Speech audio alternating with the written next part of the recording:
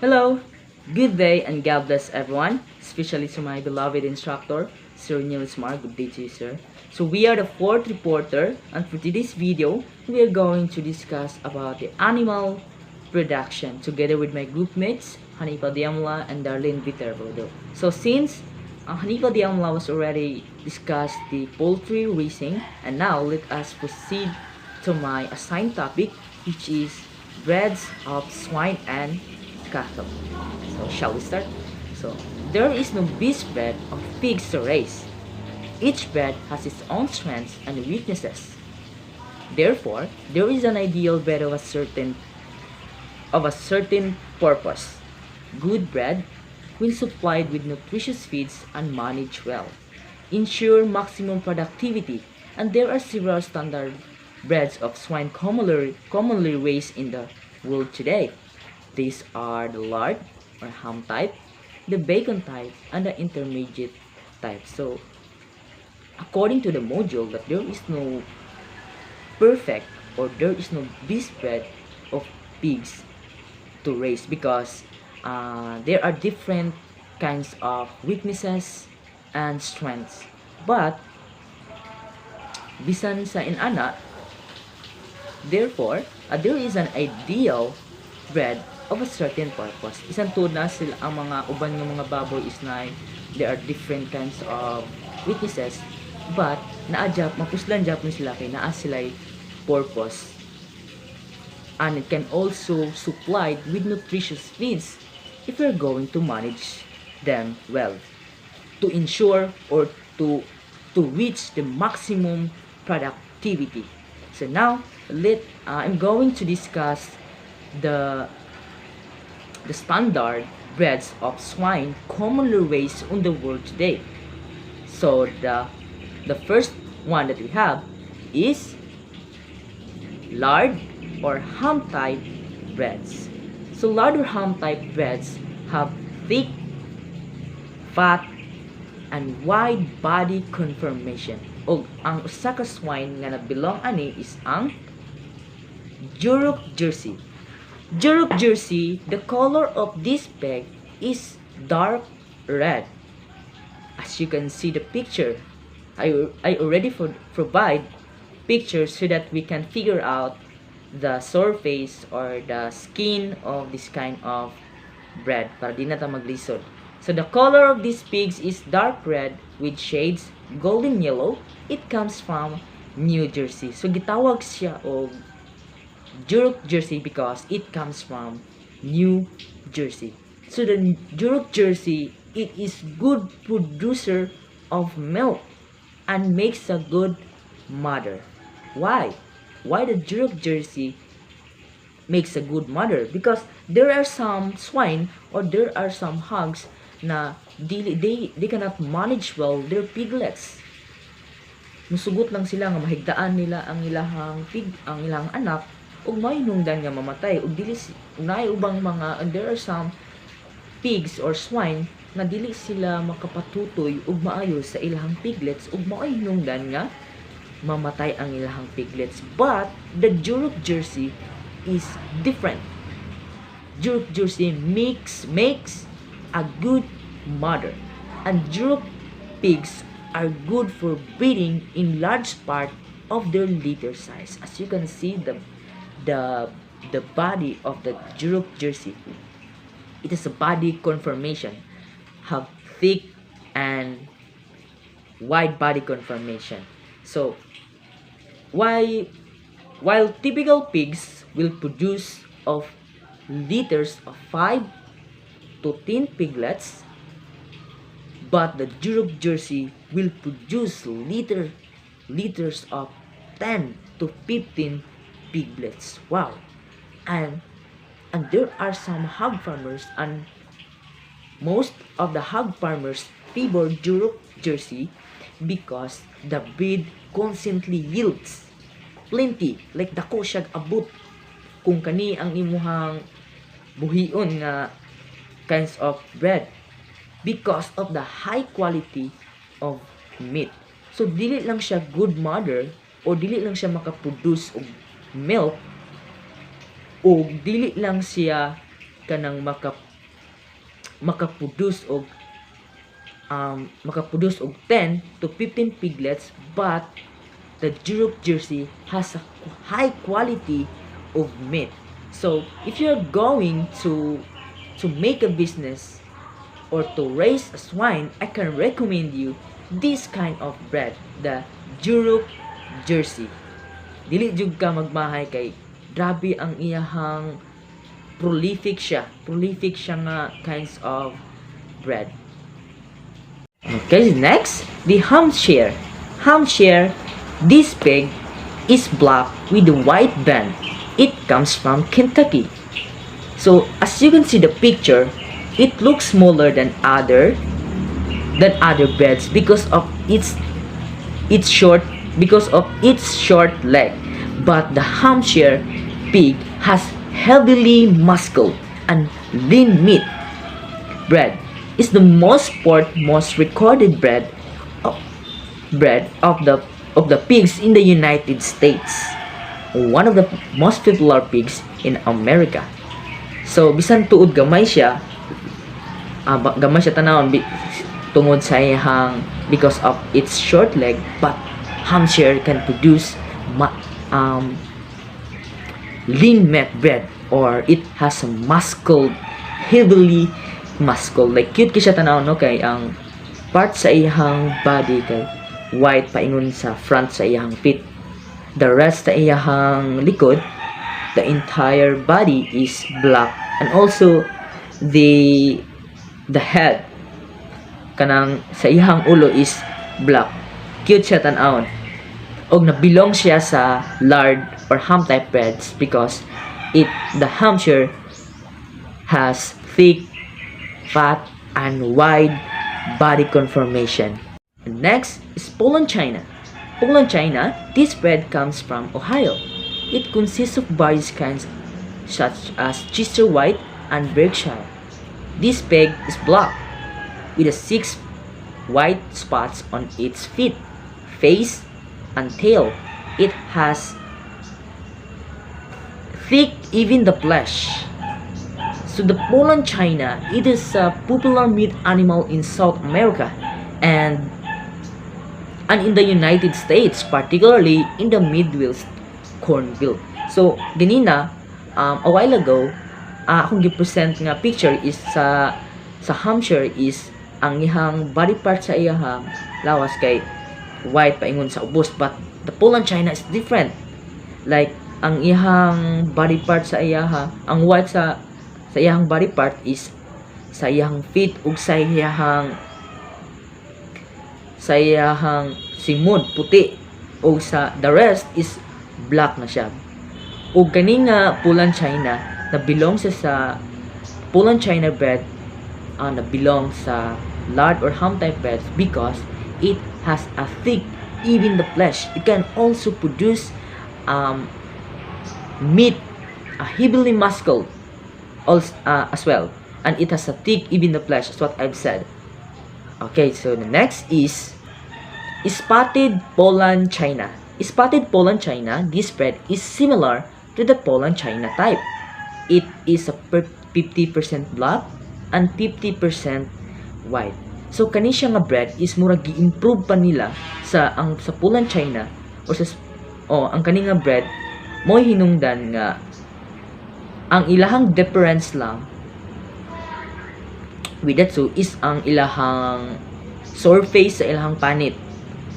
Like ang Poland China kay ang sa body part lang niya is ang white sa iyang simod ug ang iyahang upat ka tiil, but the Spotted Poland China looks different kay sa body parts niya is 50%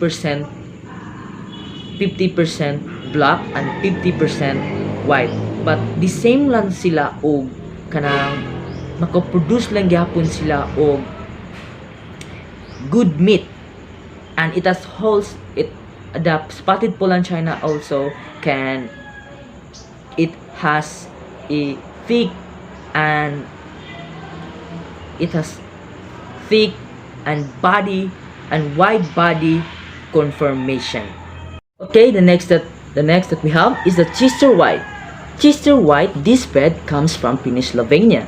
It has white hair and skin. It weighs around 900 lbs. 900 lbs equivalent of 408.230 kilograms. Wow! Or more when grown up. Mas mudako pa siya kung mutubo pa. Kung mutubo pa siya, mas mubugat pa siya.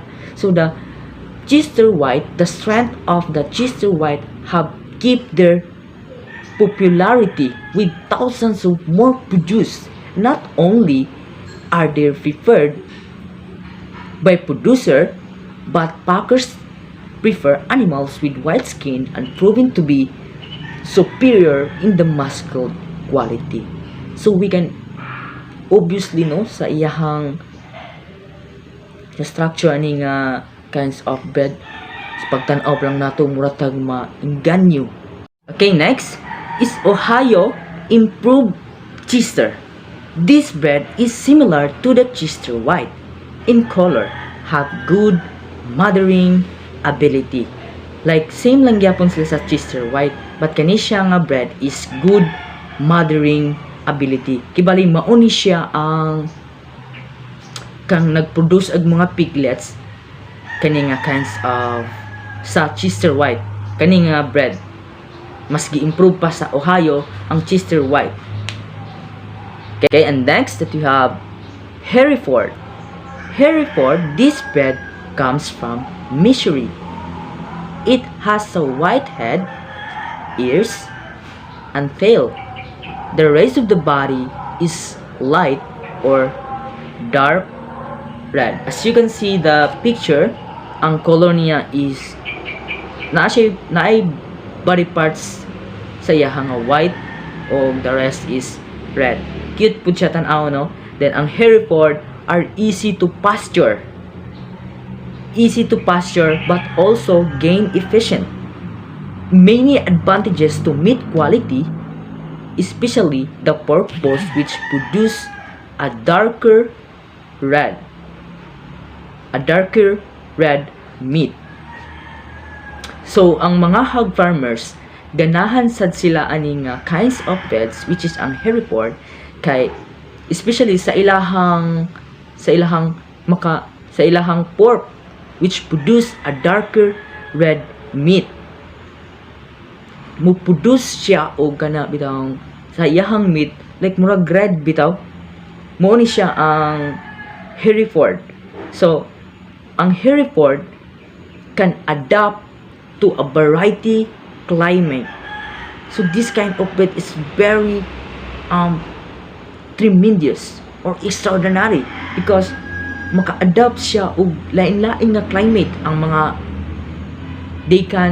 this kind of breed can adapt a variety of climate, while unlike sa uban nga mga breeds is kung lain ang panahon ang ilahang health kay dili pud siya insakto like magkasakit, but kini nga this kind of breed is different. They can adapt variety of climate.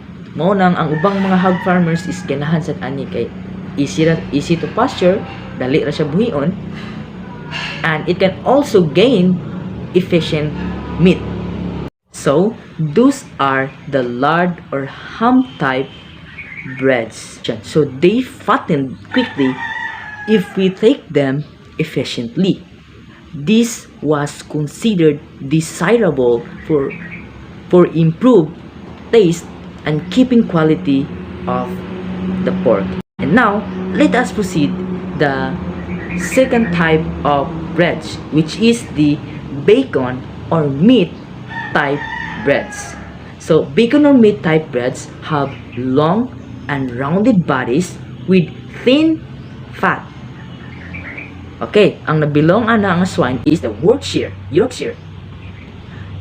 This breed is one of the most superior breeds in the litter size and mothering ability.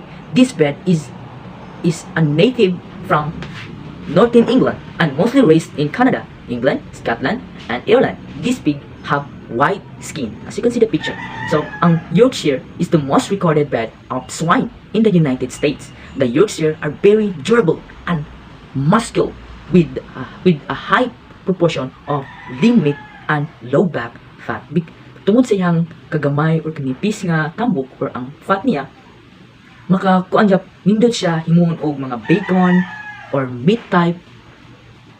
O mao na siyang mao hinungdan nga nabilong siya sa bacon or meat type breeds kay kanang ang kaning Yorkshire is a durable and muscular with a high proportion of lean meat and low back fat. And next is Landrace. Landrace, this bred is excellent in leader size and mothering ability and performs well in confinement. Pure white color with a long body and an almost flat back. This bred comes from Denmark. So Landrace are known for their length of the body. Nagtaas ang iyang lawas. Nindot po siya imuon og kanang ay nindot din siya na siya purpose nga kinds of bread. Labi na sa bacon. And high percentage of carcass weight in the arm and loin. Landrace are fully fixed sows that farrow large pegs and which are exceptionally heavy milkers. Munang mga hog farmers or mga hog farmers is ganahan sila ani kay tungod sa iyang katason, sa iyang lawas ug maka-produce gyapon siya high percentage of carcass. And next that we have is Tamworth. Tamworth, the body of this bred is light or dark red, as you can see the picture. It has a long narrow head and an erect ears. Its meat is good for making bacon. Ang kani siya nga bread is intended lang gini siya for bacon. The Tamworth was traditionally considered a bacon bread, meaning that the pigs thrive on low energy foods but grow slowly. Hinay ang ihang process sa iyang pagtubo. They produce meat and bacon that was lean and fine grain. Bisan tuod og hinay ang pagtubo or dili siya healthy, but pwede gyapon siya nga it is also considered a bacon or bacon bread. Kani siya nga bread is looks cute no kay pula siya sa tanan, pula ang iyang the entire body of this kind of bread is red and it has also a narrow head. So mo ni siya nabilong siya sa bacon or meat because mo to siya ang Landrace, Yorkshire and Tamworth na belong siya sa bacon or meat type breeds because have long and rounded bodies with thin fat. Mao ni siya ang ang purpose sa bacon. Bisan tuod na mga weaknesses, na mga different kinds of strengths and weaknesses, but naadya pun sila purpose. So those are the bacon. Once again, those are the bacon or meat type of breads. The next that we have is the intermediate type breads. The number one is Berkjala. This is an crossbred of natural Jala stock of Rizal and the Berkshire stock. It was developed at the College of Agriculture, Los Baños. The crossbreeding resulted in a strong stock or bred. So, muna siya ang mga examples sa mga Berkjala. Kasi kasi nako-present ka picture. Muna siya ang mga examples sa Berkjala. Mga crossbreed na siya. Sagad muna siya nag-exist karon sa ato sa Pilipinas. Like wala man tay kanang bitong original na bread kay lain-lain ng mga kaliwat nga na breeding. So kung makakita tag if you are ay kibalik kung makakita tag inana nga kinds of bread, automatic ang tawag na is Berkjala. And the number 2 is crossbred. So what I've said, this refer to pigs produced by mating two different of breeds. Muna siya ang nag-exist karon, so what I've said, nag-exist karon nga nanay lain-lain color ang baboy. Muna siya gitawag og crossbred kung ang two different breeds is gi-breeding sila. Sayon na siya i-identify nga kana siya is crossbred. Since that we are almost done discussing kinds of swine, now let us proceed to breeds of cattle. So there are various breeds of cattle found in the Asia, Europe, and America. So the first cattle that we have is the Philippine cattle, the most popular in Batangas, which is the lowest, with medium height and width. It has wide hooves, short legs, and fine bones. Usually, makita nato ni siya sa mga bukid, o dili lang sa Batangas or sa Manila nga dapit, makita nato ni siya nga kinds of cattle. We can also seen sa ato ang surroundings kani nga Philippine cattle. Philippine cattle also mas ilado siya nga working animals. And next is American Brahman. This breed is popular for its meat and its hump on the shoulder.